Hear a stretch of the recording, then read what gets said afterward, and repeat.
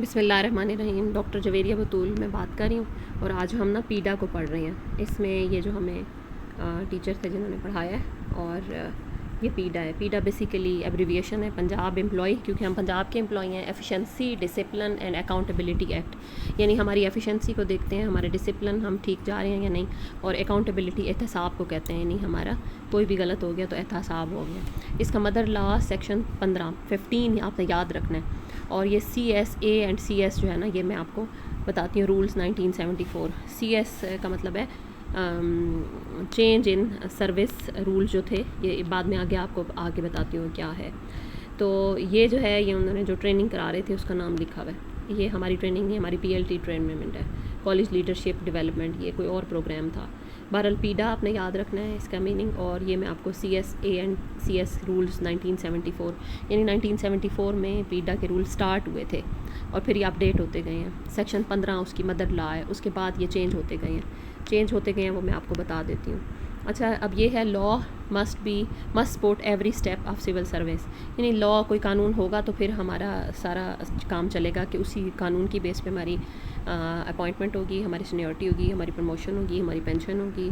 और वो अफसर जो कि रूल्स को जानते हैं वो रूल करते हैं ऑफिस पर। अच्छा, अब इसमें बहुत सारी टर्म्स हैं, ये मैं एक एक करके बताती जाती हूँ। पहला उन्होंने बताया सिविल सर्वेंट, गवर्नमेंट सर्वेंट एक ही बात है। एम्प्लॉय जैसे कि हम मुलाजिम पेशा लोग हैं वो, पब्लिक सर्वेंट यही हो गया, ठीक है। रेगुलर प्रिंसिपल वो होता है कि ग्रेड भी वही हो प्रिंसिपल का और प्रिंसिपल की सीट भी वही हो। मतलब हमारे कॉलेज में जैसे 20th ग्रेड की सीट वैकेंट थी प्रिंसिपल की और उस पर 19 वाली आई हुई थी, तो ये ऑन पे स्केल प्रिंसिपल थी, ये वो नहीं थी।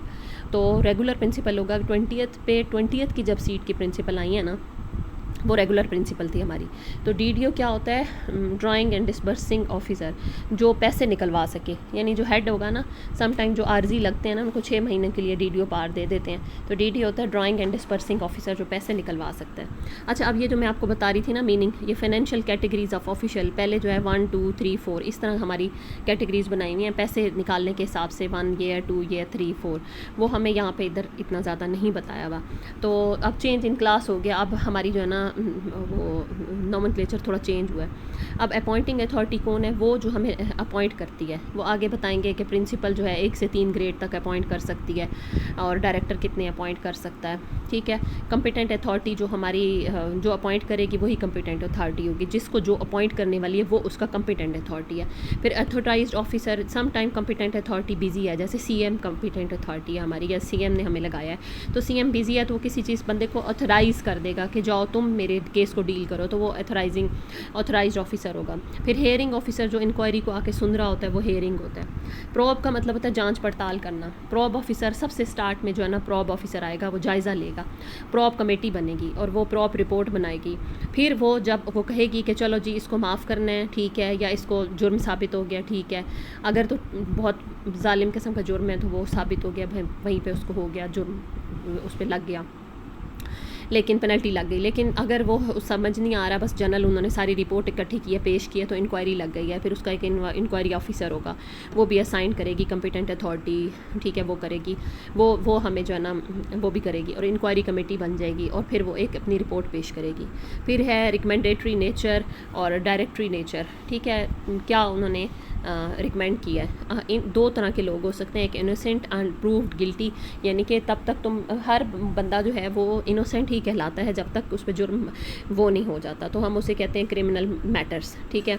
तो इनोसेंट अंटिल प्रूव्ड गिल्टी, तो ये हो गया। लेकिन guilty until proved innocent, drug अगर बेच रहा है तो फिर तो उसका लाजमी बात है कि तुम अभी मुलजिम हो ही हो, और जब तक कि तुम अपने आप को इनोसेंट साबित नहीं कर लेते। उलट हिसाब है, आम मुजरिम जो है वो पहले मुस्लिम है और बाद में वो अपने गिल्ट को प्रूव कर हुआ, तो गिल्ट प्रूव हुआ तो फिर वो हो गया मुजरिम। लेकिन जो वो होगा ड्रग वाला, वो ऑलरेडी है मुजरिम और अपने आप को सही प्रूव करो। अच्छा, फिर कॉन्स्टिट्यूशन क्या होता है? कॉन्स्टिट्यूशन ये आइन के अंदर जो हमारी शिक्स हैं बनी हुई है ना, वो कॉन्स्टिट्यूशन है। फिर वो कॉन्स्टिट्यूशन आइन हो गया, उसके अंदर लॉ बने हुए हैं, गवर्नमेंट ऑफ पाकिस्तान के लॉ बने हुए हैं, ठीक है। उसमें ख़ास कानून जो हमारे गवर्नमेंट के लिए आ रहा है, हमारे लिए आ रहा है, एक्ट है। अब एक्ट उन्होंने कहा कि बहुत ज़्यादा सादा होता है, उसकी फिर आगे वजाहत की जाती है ना। लॉ भी बहुत सादा होता है, उसको थोड़ा सा बढ़ा के एक्ट आ जाता है। और एक्ट कौन पास करता है? एक्ट जो है ना, ये हमारी असम्बली, प्रोविंशियल असम्बली हम पंजाब में हैं तो वो पास करेगा। अच्छा, प्रोविंशियल असम्बली का ना सेशन 6 माह बाद हो रहा है, 6 माह बाद हो रहा है, तो हमें कोई जल्दी से बात चाहिए, तो फिर ऑर्डिनेंस जो है वो गवर्नर लगा देता है कि हाँ ये ऑर्डिनेंस हो गया। मैं दे रहा हूँ क्योंकि अभी असम्बली का वो नहीं हुआ सेशन, तो अभी फ़िलहाल के लिए 6 माह के लिए ये ऑर्डिनेंस हो गया। रेगुलेशन और ये हमारी कवानीन हो गए, सारे रूल्स हो गए जो पूरी डिटेल में लिखे होंगे जिस पे हमने काम करना है। फिर है डेप्यूटेशनिस्ट, जो एक जगह से दूसरी जगह चला जाता है, डेप्यूटेशनिस्ट होता है। कॉन्ट्रैक्ट जो होता है वो आर्जी मुलाजिम। कॉन्टीजेंसी पेड सर्वेंट, जिनको ना कुछ ऑटोनमस इदारे हैं, उनकी जो कॉन्टीजेंसी है, उनकी तनख्वाह ना एक जगह पे आती है, हमें तो बजरिया वो मिलती है ना, तो उन लोगों को कॉन्टीजेंसी पे करते हैं। वो उस तरह के सर्वेंट होते हैं कि उनकी पे उनके कंपिटेंट अथॉरिटी के पास आती है और वो देते हैं। अब ये 3-4 टर्म्स हैं, वो ना किसी और लैंग्वेज के हैं, ठीक है, तो ये हमारे लॉ में यूज़ भी हो रही हैं। पहली बात ये कि ऑडी एल्ट्रेरम पैर्टम, इसका मतलब है कोई शख्स भी बगैर सुने नहीं रहेगा, हर बंदे को सुनना ज़रूरी है, ठीक है। फिर है नीमो जुडेक्स इज कॉज हुआ प्रोटेस्ट, जो भी है ये no one can be a जज इन हिज ओन केस, तो कोई भी शख्स ना अपना जज नहीं हो सकता। अब देखें जज JUD आ गया ना, तो जुडेक्स आ गया ना, तो उसमें जज वाला याद रख लेना है आपने, ठीक है। और कोई भी अनहेयर्ड नहीं रहेगा और कोई भी अपना खुद जज नहीं बन सकता। अच्छा, और है एक्शन शुड नॉट बी मेलाफिड, यानी गलत एक्शन, गलत बात नहीं होनी चाहिए, किसी की इंटेंशन धोखा देने की नहीं होनी चाहिए, बैड फेथ से किसी की भी मेलाफिड नहीं होनी चाहिए कि एक बंदे के ख़िलाफ़ जानबूझ के हम करें। The party must be good time know the precise case he has to meet, जो भी होगी उसको बिल्कुल सही, प्रिसाइज, बिल्कुल दुरुस्त, एग्जैक्ट केस जो है उसको पेश करना है, उसने कोई कमी पेशी नहीं करनी। अब पीटा लगाता कौन है? जो अपॉइंटिंग अथॉरिटी होती है वही कंपिटेंट अथॉरिटी होती है, वही पीटा लगा सकती है। ग्रेड 1 से 3 को CM नहीं लगाएगा, 1 से 3 को कौन लगाएगा? प्रिंसिपल, क्योंकि उसे अपॉइंट भी वही कर रहा है, तो उसके खिलाफ वो भी यही करेगा, वो भी यही करेगा, केस भी वही कर लेगा, इंक्वायरी भी वही करेगा, नहीं इसके खिलाफ इंक्वायरी होनी चाहिए, चार्ज लगाएगा, शोकास लगाएगा। तो प्रिंसिपल रेगुलर होना चाहिए, ठीक है। 4 to 5 ये नहीं है कि आप वो आया चंद दिन के लिए तो वो लगा दें, नहीं, ऐसा नहीं हो सकता। 4 to 15 जो है डिप्टी डायरेक्टर कर सकते हैं, तो वो भी डिप्टी डायरेक्टर। 16 to 18 जो है सेक्रेटरी HED करेगा और उसकी कंपिटेंट अथॉरिटी भी वही होगी, क्योंकि हमें लगाती भी वही है, हमारी पोस्ट के साइन वही करते हैं, सेक्रेटरी HED करता है। 1922 को चीफ मिनिस्टर करता है, तो चीफ मिनिस्टर ही करेगा। लेकिन चीफ मिनिस्टर इतना मसरूफ़ होता है तो वो खुद काम नहीं ना कर सकता, तो वो क्या करता है कि वो ना अपनी delegation the power shall delegate the power, वो अपनी पावर ना किसी और को शिफ्ट कर देगा। अब जो अथॉरिटी बनेगी ना वो अपॉइंटिंग अथॉरिटी होगी, act as appointing authority on behalf of CM की कहने पे एक नए लोग आ गए हैं, वो आके उसके कहने पे उसका काम करेंगे और जाके इंक्वायरी सारा कुछ करेंगे, सारे साइन वो करेंगे, CM को चेक कराएंगे, ठीक है। ये कौन सा पीडा एक्ट 2006, क्योंकि 2006 में हमारा ये पीडा साहब आए थे। अच्छा, अब ये हाईलाइटेड जो है इनको बहुत अच्छी तरह याद कर लेना है, बेसिक स्किल्स। अब यहाँ पे उन्होंने ये बात जो मैं आपको कह रही थी ना, मैं बताऊंगी, पंजाब सिविल सर्विसेज, इसीलिए हम लिखते हैं CS, ठीक है। Change of nomenclature of service and oblation of class, तो ये AS जो लिखा हुआ था ना, AS ऑब्लिशन ऑफ क्लासेस, पहले क्लास के नाम से लिखते थे, क्लास 1, क्लास 2, क्लास 3, वो ख़त्म हो गया, ऑब्लिशन ऑफ क्लास AS हो गया, और change of nomenclature of service CS हो गया, ठीक है। AS एंड CS लिखते हैं हम, ठीक है। और ऊपर हमने लिखा था CS, ये ब्रैकेट में हमने लिखा था ना ऐसे, जो शुरू में मैंने कहा आपको बताऊंगी, CS और ये जो सारे कोड लिखते हैं वो इसीलिए लिखते हैं। ये 1974 में हमारा ना नाम ही चेंज कर दिया, नोमेनक्लेचर के नाम चेंज किया, वो रेल रूल क्या हुए हैं, ये आके 1974 में चेंज हुआ था कि 1 से 15 तक को उन्होंने ऑफिशियल का है, 16 से 22 को ऑफिसर्स का है, 15 स्केल वाले ऑफिशियल हैं और हम ऑफिसर्स हैं, हम 16 से ऊपर वाले ऑफिसर्स हैं और हम गजटेड ऑफिसर हैं। और ये रूल कब चेंज हुए थे? 1974 में, 1974 में। और यही वाला जो है ना कोड उन्होंने लिखा होता है, हर लेटर के ऊपर लिखा होता है ना, CS ब्रैकेट में AS यूँ करके A and CS लिखा होता है। तो ये उन्होंने abolition and change of service rule, ये इसका एब्रीविएशन होता है। अब आ गया हिस्ट्री। शुरू में ना 1960 में जब हमारा पाकिस्तान बना है, उसके बाद से फिर मुख्तलिफ ऑर्गेनाइजेशंस आई हैं और उन्होंने आके जो है ना 1960 में पहला हमारा जो रूल बनाया था ना वेस्ट पाकिस्तान का, हम लोग ईस्ट में नहीं हैं, हम वेस्ट में हैं, वेस्ट पाकिस्तान वो बांग्लादेश है, तो इसलिए एफिशिएंसी एंड डिसिप्लिन का जो उन्होंने बनाया ना, तो 1960 में बनाया था। फिर अब सारों को END करते जाना है, ठीक है। आगे 3 END रूल बनाए हैं, 60, 75, 99 रट्टा लगा लें। अब 2000 में मुशर्रफ साहब आए हैं तो उन्होंने बड़ा ही सख्त लगा दिया था, सर्विस से हटा दो, रिमूवल पंजाब रिमूवल हटा दो सर्विस से, फ्रॉम सर्विस ऑर्डिनेंस, ये उसने ऑर्डिनेंस जारी कर दिया। गवर्नर ऑर्डिनेंस जारी करता है ना, अब ये सदर भी ऑर्डिनेंस जारी कर सकता है, उसने ऑर्डिनेंस जारी कर दिया, जो भी गलत करे उसे निकाल दो। अच्छा, फिर उन्होंने कहा नहीं ये तो गलत है, तो 2006 में पीडा आया, इसमें हमारी बचत हो सकती है कि हमारे कोई इंक्रीमेंट कम हो गई, पीछे चले गए, ये है। अच्छा, अब पीडा एक्ट क्या है, कुछ बातें वो नहीं बताता, essentials of an offence, crime, allegation, charge बताता नहीं है कि क्या क्या ज़रूरी बातें हैं, ये चीज़ होगी तो जुर्म हो जाए, ये चीज़ को जुर्म ना समझा जाए, इस चीज़ की एलिगेशन समझा जाए, ये चीज़ें। करेक्टरिस्टिक्स ऑफ ऑफेंस, यानी एक जुर्म हुआ है तो उसकी क्या क्या बातें होनी चाहिए तो वो जुर्म माना जाए, उसको क्राइम माना जाए, उसको चार्ज लगाया जाए। अच्छा, विटनेस जो है वो बताए नहीं है कि भाई कितने विटनेस होने चाहिए, क्या होने चाहिए, किस किस्म के वो डॉक्यूमेंट देंगे ला के साबित करने के लिए, कौन कॉम्पिटेंट विटनेस। अब एक विटनेस आके दे रहा है, वो बाहर से है, वो आपके कॉलेज का भी नहीं है, वह सहाफ़ी आ गया, तो कॉम्पिटेंट विटनेस कौन होगा कुछ नहीं पता, कुछ लिखा हुआ नहीं है हमारे पास डॉक्यूमेंट्स में, हम खुद ही सोचते हैं। Upon home the lies the burden of proof, अब सबूत किसने देने, अब सबूत कौन ला के देगा, जिस पे जुर्म हुआ है या इर्द गिर्द के लोग, या जो एप्लीकेशन लिख रहा है, या प्रिंसिपल। अब अननोन एप्लीकेशन आ गई है तो कौन सबूत देगा। वट इज़ ओनस प्रोबेंदी, ओवनस प्रोबेंदी यही है, ओनस प्रोबेंडी जो है वो बर्डन ऑफ प्रूफ को ही कहते हैं। Which are the fact are proof, कौन से फैक्ट हैं, कौन से सारी हकीकत है जिसको हमने साबित करना है, ये सारी बातें वो नहीं बताता, इनको रट्टा लगा लें। अच्छा, अब क्या है, अब प्रॉब क्यों ज़रूरी है, प्रॉब होती है इब्तदाई जांच पड़ताल, ठीक है, इब्तदाई जांच पड़ताल को हम प्रॉब कहेंगे, फिर इंक्वायरी होगी, पहले इंक्वायरी नहीं होने वाली। तो फॉर रेगुलर इंक्वायरी, अगर आपने रेगुलर इंक्वायरी लगानी है तो उसके लिए ज़रूरी है कि आप उसके सारी जो है fix the allegation and it's committer, कोई भी जिस पे एलिगेशन लगी है और उसके कमिटर है उसकी सारी जो है आप उसको चीज़ों को इकट्ठा करें, डॉक्यूमेंट्स को इकट्ठा करें, यानी उसने ऑब्जर्व करना है प्रॉब वाले ने कि हुआ क्या है। तो 3 सपोजिशन की जाती हैं। Nature of offence is hidden so it is offender, so is the offender.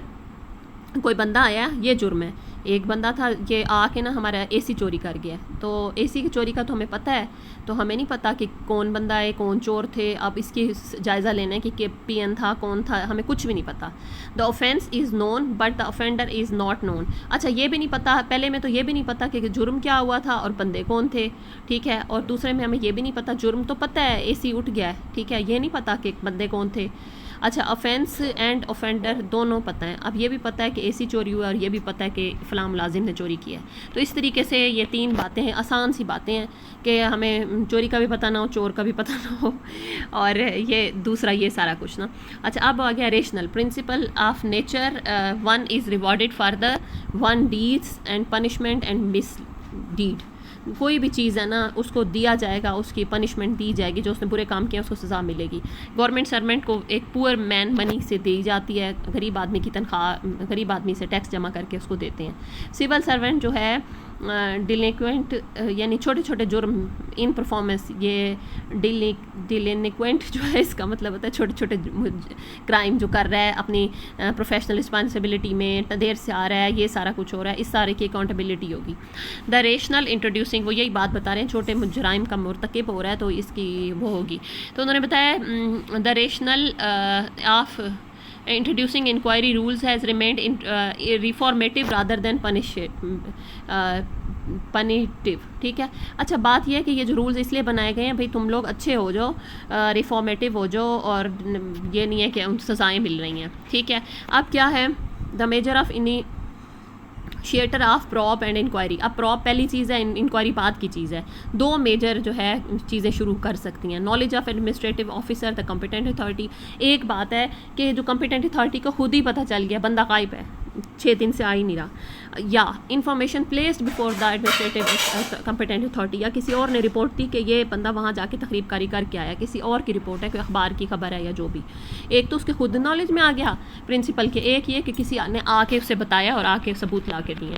अब ये सारी चीज़ें, चार्ज कैसे लगेगा, चार्ज, एलिगेशन, ऑफेंस, क्राइम, यानी कैसे हम उस पर चार्ज लगाएंगे, क्या चीज़ है। सबसे पहले उन्होंने बताया वह हार्म, कि अगर कोई हार्म तो नहीं हुआ, अगर उसने काम किया और हार्म नहीं हुआ तो कोई मसला नहीं है। अगर उसने काम किया है बुरी नीयत से किया है, ठीक है, स्टेट ऑफ माइंड उसकी क्या थी, क्रिमिनल नेचर का था या वो जानबूझ के करना चाह रहा था।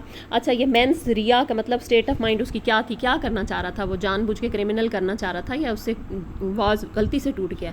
आगे है वंडरफुल एक्ट, इसका नाम है एक्टस रिया का मीनिंग है, ठीक है, ये बड़ा अच्छा एक्ट है। और कॉसेशन, ये मैं आपको बताऊंगी दोबारा। चार्ज इसका दोबारा नेक्स्ट स्लाइड में बता दूंगी। कॉसेशन ये मैंने पढ़ा था, मेरे जहन से निकल गया। क्या पेनल्टी, उसको क्या जुर्म का सज़ा मिल रही है, लीगैलिटी, क्या लीगल काम उसने किया है, क्या इलीगल किया है, ठीक है, ये सारा कुछ हो गया। ये मैंने जो है बाद में आपको बताना है। अच्छा, अब हो गया चार्ज एलिगेशन, अब उस पर चार्ज लग गया है, किधर हुआ है। अब ये आएगा ना प्रॉप कमेटी, उसने करना क्या है। एक तो ये आपने ये याद रखना है कैरेक्टरिस्टिक ऑफ क्राइम, ये जुर्म की क्या कैरेक्टरिस्टिक होती हैं। ऑफेंस, चार्ज, उसके ऊपर जुर्म लग रहा है और एक्यूजेशन हो रही है और वो मुलजिम है और मुलजिम से मुजरिम साबित हो रहा है, तो ये सारा कोई 222 क्रिमिनल PC 1898 ये रट्टा लगा लेना, और अमेंडमेंट 1997 में हुई थी।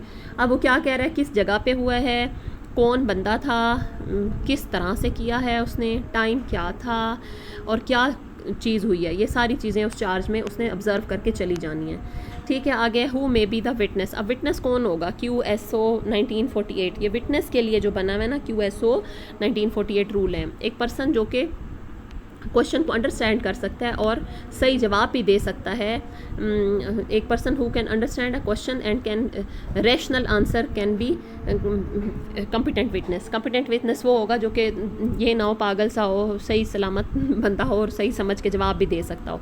हदूद केस के 4 बिल्कुल सही दिमाग वाले लोग, और आल अदर केसेस में हदूद केस तो अल्लाह माफ़ करे 2 विटनेस, बाकी सब में 2 चाहिए।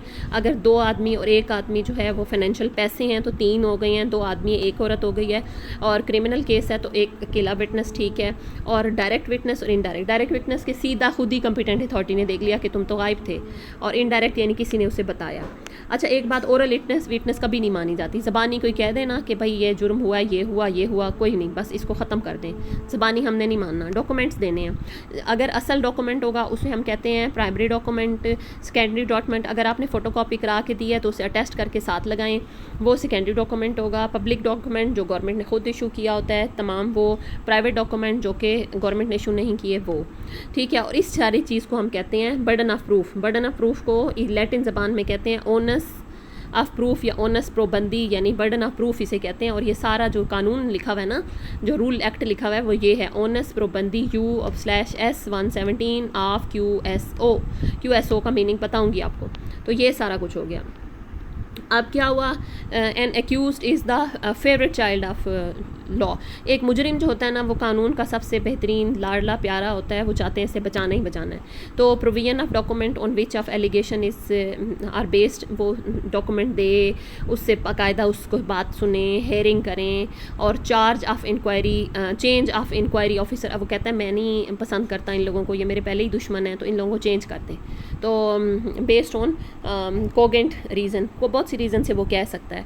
अपॉर्चुनिटी टू क्रॉस एग्जामिनेशन, यानी एक बंदे से एग्जामिन किया, दूसरे से मेरा एग्जामिन कराएं, दोबारा केस को एग्जामिन कराएं, तो ये हो गया। प्रॉब, अर्ली जान पड़ताल थी तो प्रॉब हो गई। और इंक्वायरी, अब इंक्वायरी असल बैठेगी, जो कि प्रॉब तो उसने बस जायज़ा लिया और चला गया। इंक्वायरी बैठनी है या नहीं बैठनी, प्रॉब वाली रिपोर्ट ने बताना है कि नहीं मज़ीद इंक्वायरी होगी और नहीं ख़त्म कर देना चाहिए, फजूल केस है, प्रॉब वाले चले जाएंगे। अच्छा, इंक्वायरी जो होगी तो ये फॉर्मल इन्वेस्टिगेशन है, ये बिल्कुल इंक्वायरी ऑफिसर तैनात होगा। तो ये उन्होंने बताया Punjab employ efficiency disciplinary accountability act 2006, इसके टोटल जो है ना सेक्शन 1 से 26 है, हमने याद कर लेना, 26 सेक्शन टोटल हैं पड़े हर सेक्शन में। 15 वाला हमने याद है ना, मदर सेक्शन था वो लॉ का, ठीक है। तो ये हो गया। अब हमारे पास हो गया कॉम्पिटेंट अथॉरिटी। कॉम्पिटेंट अथॉरिटी वही है जो सारा डील कर रही है। वो क्या कर सकती है, can proceed itself against the accused bye issuing a show cause notice. अब प्रिंसिपल है वो 1 से 3 वालों को शो कॉज नोटिस देगी, भाई तुम लोगों ने क्या किया है अंडर सेक्शन 7 57 के तहत for reasons to be recorded in writing, जो भी राइटिंग में उसके पास आया जो इंक्वायरी में, डिस्पेंस विद द इंक्वायरी, ठीक है। तो ये जो है खुद दे दे, ठीक है। डेज अलाउड, 7 दिन की इजाज़त है कि वो अपना शो काज का जवाब जमा कराएगा कॉम्पिटेंट अथॉरिटी को, ठीक है। और फिर कॉम्पिटेंट अथॉरिटी जो है वो 60 दिन के अंदर जो है डिसीजन कर सकती है। उसने 7 दिन का किया, 60 दिन उसके पास पड़ा रहेगा, वो करेगा। लिस्ट ऑफ चार्जेस उसने देख लेना है कि कौन कौन से इसके ऊपर चार्ज लगे हुए हैं। अच्छा, अब कहते हैं चार्ज, वो नहीं मुतमईन होती, वो कहते हैं नहीं बहुत गलत काम हुआ है, can get an inquiry, inquiry ज़रूर होनी चाहिए। तो फिर वो इंक्वायरी लगा देगा अगेंस्ट एक्यूज्ड का, और फिर अपॉइंट करेगा, इंक्वायरी ऑफिसर अपॉइंट होंगे, इंक्वायरी कमेटी बनेगी, जो भी केस है वो करेगा। इंक्वायरी जो है वो इंक्वायरी इन 60 डेज़ तक वो इंक्वायरी करती रहेगी। 7 दिन to accused inquiry officer appointed DR as appointed list of charges record from DR 60 days to decide by competent authority. यानी डीआर जो है, इसका मैं आपको बताऊंगी डीआर क्या है, मेरे जहन से निकल गया। तो इंक्वायरी जो है वो 60 दिन के अंदर होगी। 7 दिन to accuse and inquiry officer appointed, वो 7 दिन में अपनी रिपोर्ट तैयार करेगा। और फिर list of charges record from DR 60 days to decide by competent authority. तो वो 60 दिन के लिए जो है ना ये सारा इंक्वायरी का प्रोसेस होता है। अंडर सेक्शन 9 ये सारा कुछ होता है, और 60 दिन वो इंक्वायरी कर सकती है, बार बार चक्कर लगाए, बार बार डॉक्यूमेंट्स लेके जाए, ठीक है। और 7 दिन के अंदर जो है वो इंक्वायरी, 60 दिन के अंदर इंक्वायरी हो सकती है। मतलब मैं बताती हूँ, 60 दिन के अंदर अंदर जो जुर्म हुआ है उसके 60 दिन के अंदर अंदर इंक्वायरी कमेटी लगानी है। ये नहीं कि आप बहुत लेट साल बाद लगाएं। इंक्वायरी इन 60 डेज़ होगी, और 7 दिन to accuse inquiry officer appointed, और 7 दिन में एक्यूज इंक्वायरी ऑफिसर के लगेगा, वो 7 दिन के लिए लगेगा, ठीक है। 60 दिन के अंदर अंदर हो जानी चाहिए, और फिर 7 दिन के लिए उसको कहेंगे तुम काम करो, अपॉइंट किया है। और फिर वो list of charges from DR 60 days to decide by competent authority, और फिर वो 60 डेज़ के लिए करेगा। ये पैरा मैं आपको बाद में दोबारा बताती हूँ अंडरस्टैंड करके, ये वाला, ठीक है। ओके।